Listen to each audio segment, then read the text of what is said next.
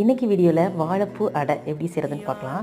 1 cup idli அரிசியோட 1/2 cup துவரம் பருப்பு, 1/2 cup கடலைப்பருப்பு சேர்த்து ஒரு 5 மணி நேரம் ஊற வச்சுக்கலாம். கூடவே 5 காஞ்ச மிளகாயும் சேர்த்து ஊற வச்சுக்கலாம்.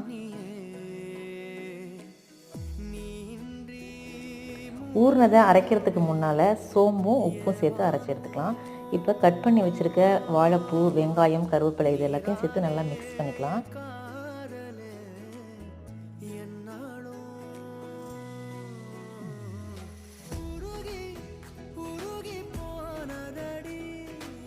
இந்த மாவு புளிக்கணும்னு அவசியம் இல்லை, உடனே அடையாக தட்டி எடுத்துக்கலாம். நிறைய எண்ணெய் சேர்த்து சுட்டால் நல்லாயிருக்கும். இதுக்கு எந்த சைட் டிஷ்ஷுமே தேவையில்லை, அப்படியே சாப்பிட்டுக்கலாம். நீங்களும் செஞ்சு பாருங்கள். நாளைக்கு இன்னொரு வீடியோவில் பார்க்கலாம்.